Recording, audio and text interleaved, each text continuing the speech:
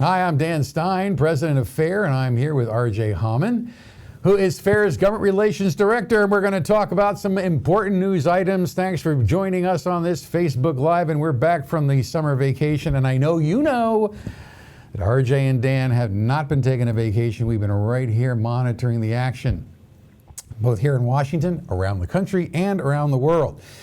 And we have some interesting breaking news items. Tulsi Gabbard said yesterday on the Rubin Report online, admitted that most of the Democratic candidates are open borders. She's not open borders, Shocking. She says. Yeah, but finally she went out and said, yeah, open borders. We're basically talking open borders. Use the term open borders. That's a remarkable concession and tells you that we're in a different version, a twilight zone, if you will, of immigration policy in this upcoming election.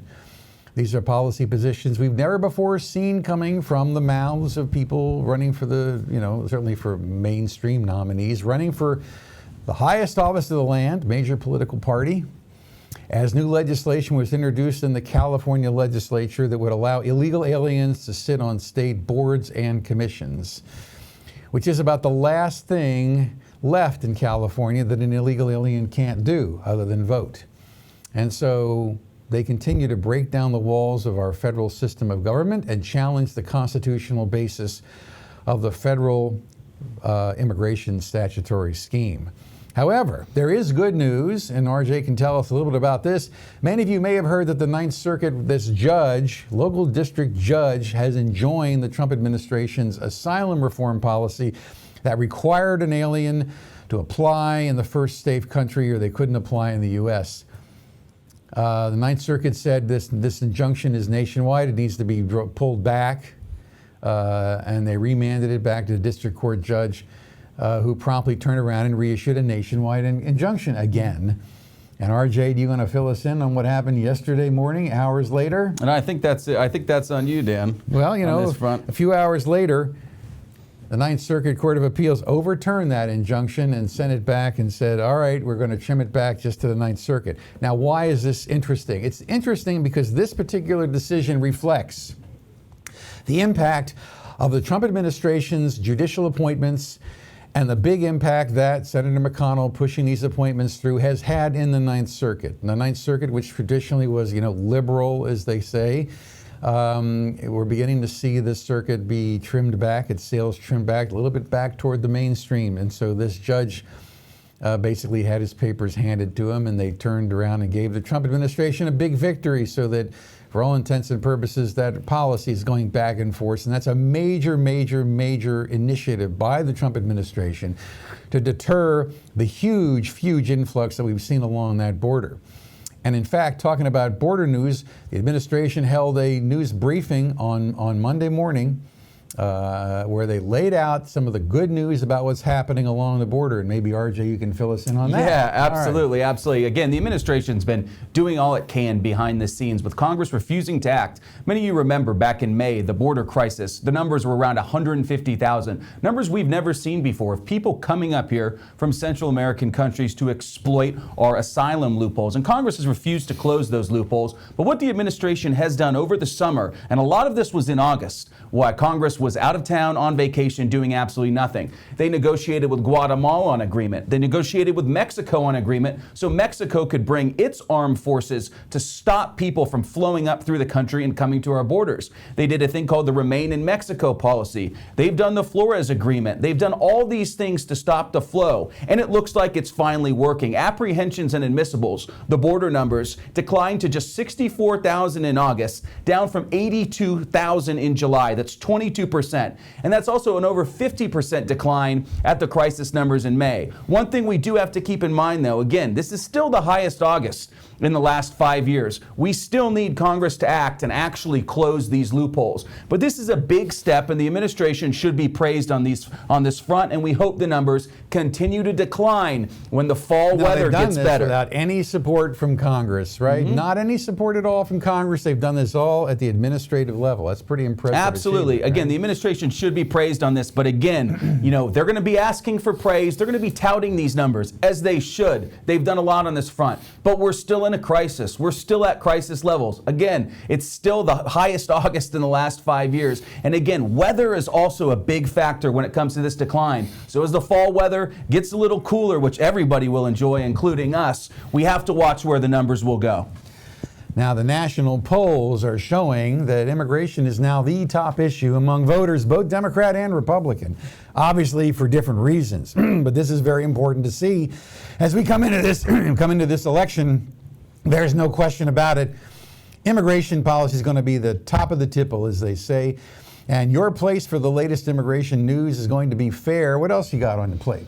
Oh, we got another big thing, I guess. Now everybody knows Congress is back. They had an August recess. They came back on September 9th of this week. Immigration isn't a huge priority to them right now. They're doing a lot of gun control related things, a lot of spending bills as well. The fiscal year ends September 30th, so a spending bill must be passed. Now there's so much disagreement on the miniature spending bills, part of the appropriations process, where you fund individual agencies in the government. But right now, they're going to need to pass a big bill by September 30th, and it looks like it's just going to continue funding at current levels. President Trump's not going to be able to get border wall funding or anything like that. But a big thing happening right now is President Trump obviously reallocated about $3.5 billion in defense spending to go to border wall funding. You have a lot of senators from both parties who are up in arms about this, about domestic military construction projects being diverted to border wall funding. I don't know. I think border wall funding is a big national security thing, but not just a little tweak on a military basis. Wait, so we're getting story after story about how a few $1 million are being diverted from some like airplane repair factory. Right.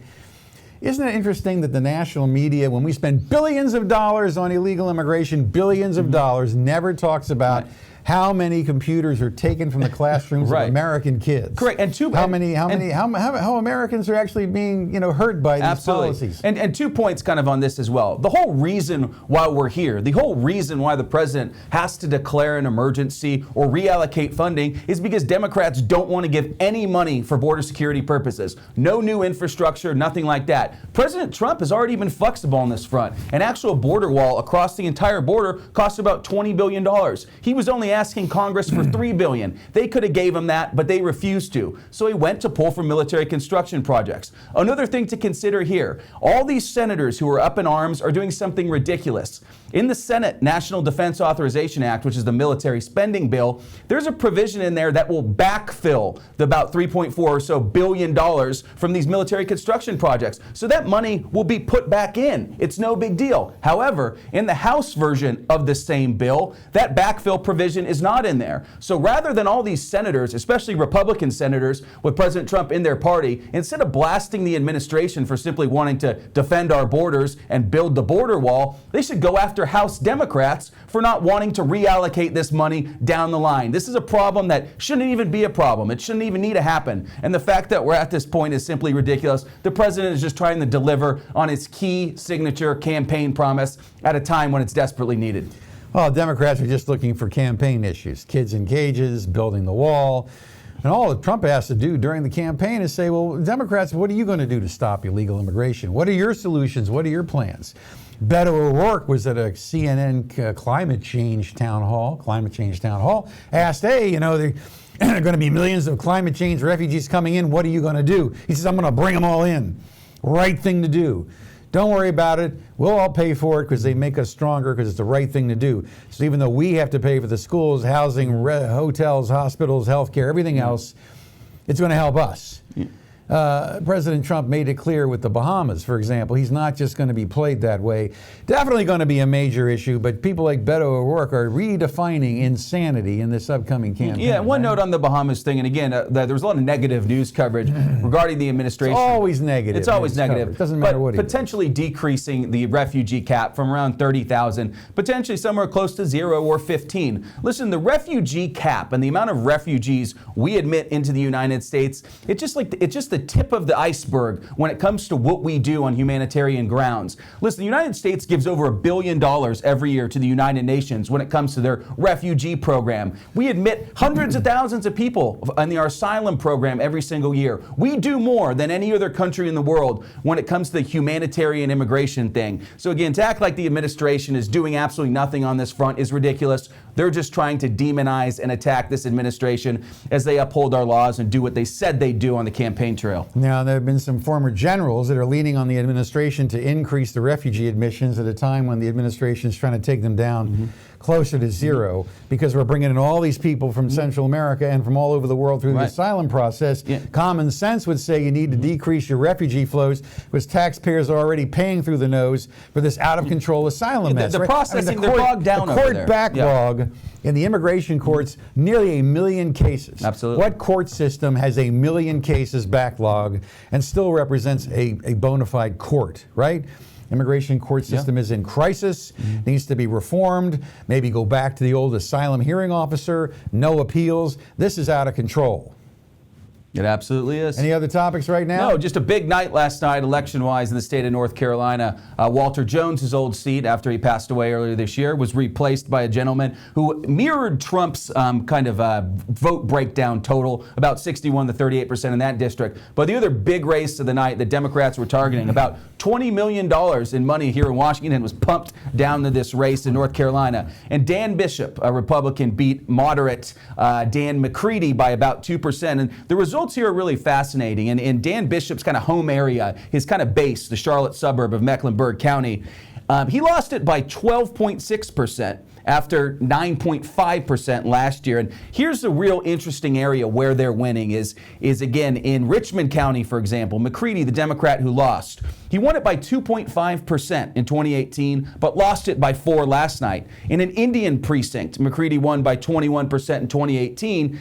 Bishop, the Republican, took it by 3% last night. So you have rural areas that have a lot of support for Trump. They're becoming more red, while the suburban areas and the urban enclaves are getting more blue. We're just going to see how this shakes out next year. Everything's kind of going in separate directions, but President Trump's message is resonating in a lot of rural areas and a lot of areas, too, that used to be more Democratic. We saw it in states like Wisconsin, Michigan to some extent, Pennsylvania. Those will be the battlegrounds next year, and we know where a lot of those voters are on the immigration issue and trade and other things like that. So it's going to be fascinating. We're keeping our eye on it. We're keeping you up to date on where candidates, both for president and at lower level races, stand on the immigration issue, no matter what party they're in. So the big question, RJ, is the wall getting built? Everybody wants to know, is there any new wall getting built? Yeah, it's only about 15 to 17 miles, if I believe. It's just a lot of new infrastructure is being upgraded, which in itself is a good thing. But Democrats in the House, they control the purse. And until, that changes, they're not giving President Trump any new wall money because, again, they know that was his signature campaign promise. And they want to go on the campaign trail and blast him for his immigration stance and also have some Republicans and people who voted for him mad that he didn't deliver on what he said he would. You want to get the fair wall mug. If you don't have one of our wall mugs that builds the wall when you add hot water, you can order them online. We're running low on supplies, so there may not be very many left, but you want to get yours in while you can. You want to help do what you can to help support FAIR in our effort to support what the administration is trying to do right now. The next 18 months are going to be critical. The initiatives the administration is doing are constantly under attack in the courts, constantly under attack by Democrats in Congress. We need to give the administration support, give them an attaboy, give them a good job on what they're trying to do along the border. It is a tough, thankless work in the face of a hostile media environment. And I want to thank RJ for joining me, and this is before he's had his coffee. I'm Dan Stein, and we will see you again soon. Thanks.